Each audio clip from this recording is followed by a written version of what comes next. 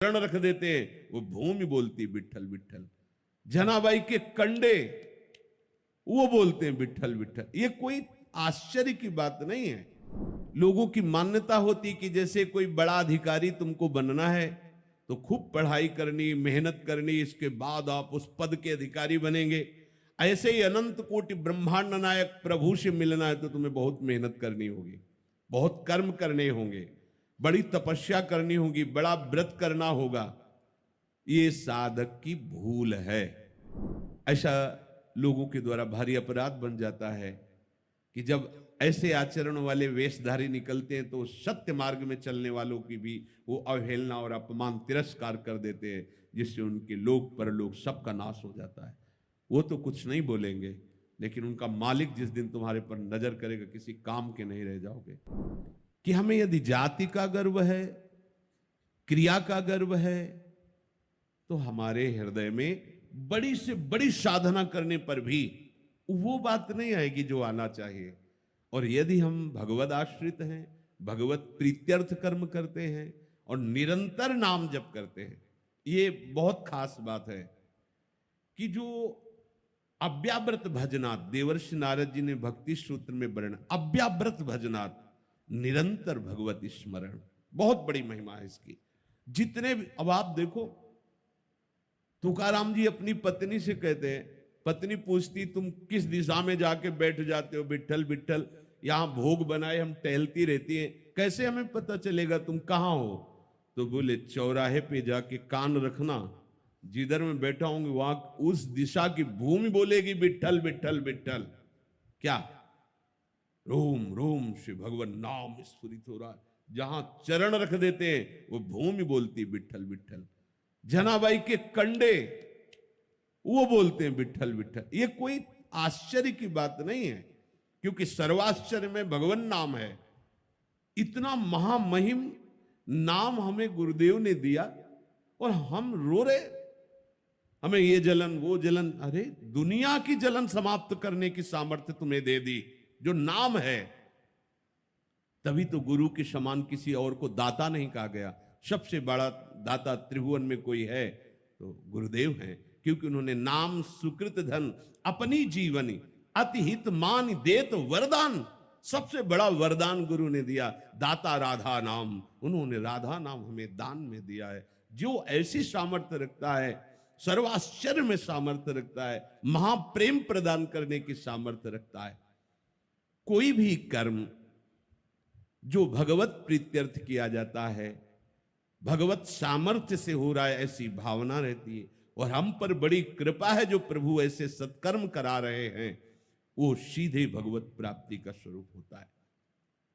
प्रभु श्री कृष्णचंद्र जो अर्जुन जी को कह रहे हैं, कर्मणैव हि संसिद्धि मा स्थिता जनकादयः लोक संग्रह में वापि संपश्यन कर तुमर्हसि। अर्जुन, ये जो कर्मयुग है, ये बड़े बड़े महापुरुषों को भी सिद्धि प्रदान किया है। उदाहरण में बोले जैसे जनक आदि, देखो कैसी स्थिति को प्राप्त है विदेहराज जनक कि दिगंबर षोडश वर्षीय अवस्था ब्रह्मबोध से संपन्न आप्त काम महापुरुष उनके शिष्यत्व को स्वीकार कर रहे हैं। जनक जी के शिष्यत्व को श्री सुखदेव जी के गुरु हैं जनक जी। शिष्य कैसे हैं? जगत बंदनी परम त्यागी दिगंबर, एक वस्त्र लंगोटी भी नहीं शरीर पे। और गुरु कैसे हैं? सम्राट पद पर बैठे हुए, सब राज वैभव। गुरु हैं, ज्ञानियों के परम गुरु हैं जनक जी महाराज। लेकिन आचरण वैसे ही एक राजा जैसे ही कर रहे हैं। भगवान ने इसीलिए उनका उदाहरण दिया है कि कोई कितनी भी ऊंची अवस्था को प्राप्त हो जाए, कभी शास्त्र मर्यादा का उल्लंघन नहीं करना चाहिए। देखो ये बड़े बड़े महापुरुष, इनको किसी भी कर्म करने की अब आवश्यकता नहीं, क्योंकि पूर्ण काम है, परम तत्व ज्ञाता है, देह में रहते हुए विदेह है। कैसी महामहिमा, पर वो क्रियाएं सब वैसे ही कर रहे हैं जैसे एक राजा कार्य करता है, वैसे ही। देखो अम्बरीश जी महाभागवत परम प्रेमी, और उनके विपक्ष में खड़े हैं परम त्यागी दुर्वासा, लेकिन वो भगवत आचरण करते हुए, निरंतर नाम जप करते हुए भगवत प्रीत्यर्थ प्रजा की सेवा कर रहे हैं।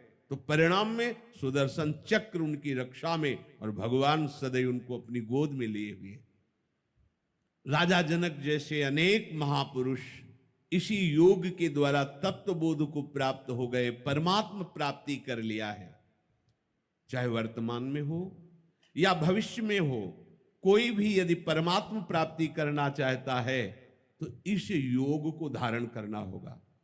कैसे धारण करेंगे?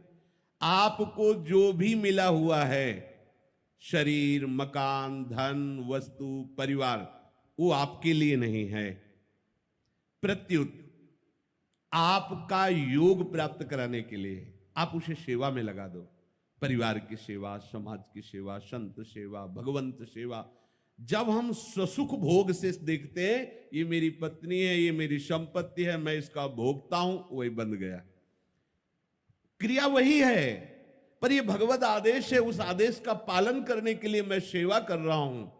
अब यही योग बन जाएगा, यही परमात्मा प्राप्ति का। देखो इतने बड़े महापुरुष हैं रैदास जी, पत्नी है ना, परिवार है ना, देखने को एक गृहस्थ, लेकिन स्थिति बड़े बड़े विरक्तों के द्वारा जो प्राप्त की जाती वो है उनके हृदय में। संसार में जो भी तुम्हें मिला हुआ है, यदि उसके तुम स्वामी बनोगे, भोक्ता बनोगे, तो यही तुम्हारे बंधन का कारण होगी। और वो मेरे को मिली हुई वस्तु सेवा के लिए है। जगत सेवा, भगवत सेवा, भगवत प्रीत्यर्थ नाम जप करते हुए यदि आपके पास जो भी है वो सेवा के लिए मिली हुई, शरीर से लेकर वस्तु तक, उसका परिणाम क्या होगा? योग। योग का तात्पर्य भगवत प्राप्ति। मनुष्य सांसारिक पदार्थों की प्राप्ति की तरह सोचता है कि परमात्मा भी किसी क्रिया का फल है। ऐसा विचार बड़ी भूल है। इसका रहस्य बता रहे हैं। अभी कह रहे हैं कि आपको जो भी वस्तुएं मिली हुई हैं उसको सेवा में लगा दो तो तुम्हें परमात्मा प्राप्ति हो जाएगी। अब उसका आंतरिक रहस्य कह रहे हैं कि उपासक ये सोचता है कि क्रिया करने से ही भगवान मिलेंगे, परमात्मा प्राप्ति होगी। वो ये मान लेता है कि कर्म का फल भगवान है। बोले ऐसा विचार बड़ी भूल है। लोगों की मान्यता होती कि जैसे कोई बड़ा अधिकारी तुमको बनना है तो खूब पढ़ाई करनी, मेहनत करनी, इसके बाद आप उस पद के अधिकारी बनेंगे। ऐसे ही अनंत कोटि ब्रह्मांड नायक प्रभु से मिलना है तो तुम्हें बहुत मेहनत करनी होगी, बहुत कर्म करने होंगे, बड़ी तपस्या करनी होगी, बड़ा व्रत करना होगा। ये साधक की भूल है। देखो सूक्ष्मता से समझना इसे। ये भूल है क्योंकि ये जो मनुष्य योनि मिली है इसमें हमारा पूर्व राग है साथ में। जिस शरीर को पाया उस पे हम अपनापन कर लिए, जिन लोगों को पाया उनको हम अपना मान लिया, जिन वस्तुओं को पाया उनको हमने अपना मान लिया। अब जो अपना है उसको हम भूल गए ना। अगर किसी कर्म से परमात्मा की प्राप्ति का स्वरूप होता कि ये कर्म करो तो तुम्हें परमात्मा प्राप्त हो जाएंगे, तो कर्म का फल परिवर्तनशील प्रकृति हो सकती, परमात्मा नहीं। यहां वर्णन करते हैं, कह रहे हैं कि कर्मों से नाशवान वस्तु ही मिल सकती, अविनाशी नहीं। अविनाशी परमात्मा की प्राप्ति कर्मों से नहीं होती, क्योंकि शरीर, इंद्रियां, मन और पदार्थ, इन्हीं से कर्म पूर्ण होते, तो इनका फल परमात्मा थोड़ी होगा। तो बोले फिर आप तो यही कह रहे हैं, पीछे से वर्णन करते चले आ रहे हैं कि अनासक्त होकर यदि भगवत प्रीत्यर्थ कर्म किए जाएं तो सीधे भगवान की प्राप्ति हो जाएगी। तो बोले उसका रहस्य है कि नाशवान शरीर से, नाशवान धन, मकान, परिवार और भोग सामग्री से अपना संबंध ना मानने के कारण जो अपने हैं वो प्रकाशित हो गए। हमारा कर्म योग जहां जहां अहमता ममता थी उसका त्याग करा दिया, जैसे आज के सत्संग में प्रारंभ में वर्णन किया। तो कर्म योग ने जो कर्म बंधन थे उनको हटा दिया, और जो बचा वो है भगवत स्वरूप। भगवत स्वरूप कर्म का परिणाम नहीं हुआ, जो असाधन हो रहे थे साधन के द्वारा उनका त्याग हुआ, तो जो बचा वो हमारा स्वरूप, वो हमारे प्रभु हमारे हृदय में प्रकाशित हो गए। प्रभु यहीं बैठे, केवल पर्दा लगा त्रिगुणात्मिका माया का, वो पर्दा हटे, बस बात बनी। पर्दा क्या लगा हुआ है? मैं शरीर हूं, मैं मन बुद्धि हूं, मैं इंद्रिया हूं, मैं भोगता हूं, मैं करता हूं। और ये साधन करने पर ये जो गलत भाव बैठ गया है ये मिट जाएगा। जहां ये मिटा तो जो है वो प्रकाशित हो गया। बड़े बड़े संतों के जीवन में यही हुआ है। वो उनका कोई ध्यान नहीं धर सकता। ये किसी की धारणा हो कि हम प्रिया प्रीतम का ध्यान, प्यार उडुम क्षमते ने अच्छी सुखादि नाम तो ध्यान गम, वो आ जाते हैं। वो जब देखते हैं ना यशोदा मैया भाग रही प्रभु के पीछे पीछे, लालजू की करधनी बजती जा रही है, पीछे मुड़ के देख, मैया अत्यंत सुकुमार हैं, पसीना से लथपथ हो रही, वेणी के फूल गिलते जा रहे, फूल की छड़ी लिए, रुक जा तू बड़ा उपद्रवी है, मानेगा नहीं, आज तुझे तो बांधूंगी और पीटूंगी।